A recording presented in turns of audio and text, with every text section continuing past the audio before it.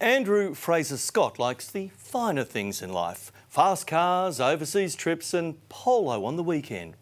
And it's all a slap in the face to customers he's accused of selling death traps to. You just should be ashamed. You're just a lowlife. The day I arrived to pick it up, and there's not one panel that isn't damaged. I reckon it's left me about $8,000 out of pocket. There's dishonesty involved, and it was careless and reckless behaviour by the trader.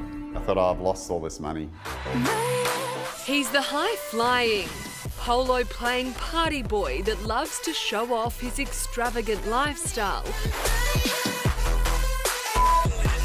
Andrew Fraser-Scott proudly boasts his own collection of high-end luxury cars, but it's the lemons he's sold to dozens of unsuspecting customers that's landed him in very hot water. They told me there and then, you will never drive this car. Why would he need to rip off ordinary people? Meryl Waters wanted to buy a van she could fit out for camping. With little knowledge of cars, she thought a broker would be the best way to source a reliable vehicle.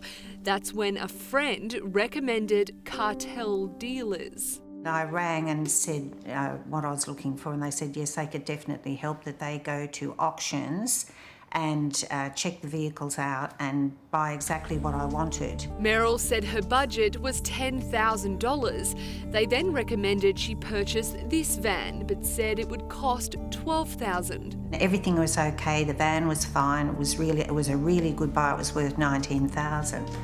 And I said, okay. But how wrong she was. On the day she went to pick it up, her dream of hitting the road was shattered. These are the original photos that they sent you. It does look like a reasonable car.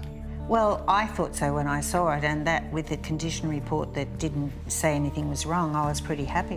But this was the actual condition of it? Yes, these are the photos I took myself when the day I arrived to pick it up, and there's not one panel that isn't damaged.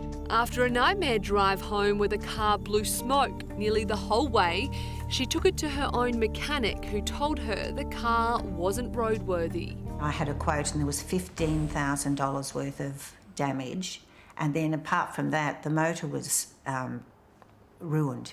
But the worst news was still to come. Found out the owner, he said he had traded it in for $1,000 3 weeks before. All up, Meryl paid more than $15,000 for the car after they added on extra costs. When she complained to the broker, she was told there was no warranty. I felt pretty stupid, but then I thought how clever they were. It was so orchestrated. If he can get past somebody like myself and my husband, who's an ex-Vietnam veteran, what sort of person is he? Anne Scott bought this Ford Territory from Brisbane Dealer Auctions. She needed a bigger car to transport her show dogs.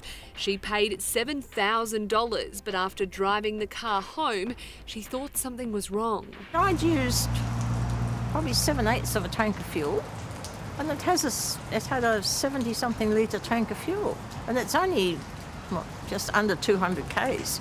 She booked it in to her local mechanic, who said he'd never seen anything like it. The wheel will not turn. It's frozen. He just went, oh my God. And underneath the vehicle is absolutely chock-a-block full of corrosion. He deemed the car a death trap, completely unroadworthy, and said Anne couldn't drive it. It's like it's been in a sulphur bath or something. She later found out the roadworthy certificate came from another Andrew Fraser-Scott-owned business, Turnkey Auto and Inspections. We found out that the vehicle had never been inspected. It had never been away from where we picked it up. Both cartel dealers and Brisbane Dealer Auctions are part of the AFS Corporation. Andrew Fraser-Scott boasts about his sale technique on Instagram. I believe I can close every buyer. But it seems he has very little regard for those buyers. Phil Cutcliffe also ended up with a lemon from Brisbane Dealer Auctions. I'd had my car stolen, and I really loved my car. It was an I-30 wagon, and because I wasn't expecting to lose it, I got the insurance payout. Thought I'll just go and look for a car around about the same price, same vintage. The church pastor picked out another Hyundai i30 wagon and agreed to pay nearly $7,000.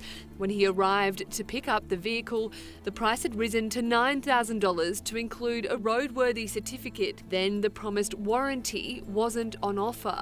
Definitely my pulse rate was going up. I knew that, this was now, it wasn't just a normal transaction, this was a very risky transaction. Like the other victims on the drive home, Phil knew he had been had. I went to turn the aircon on, the aircon didn't work.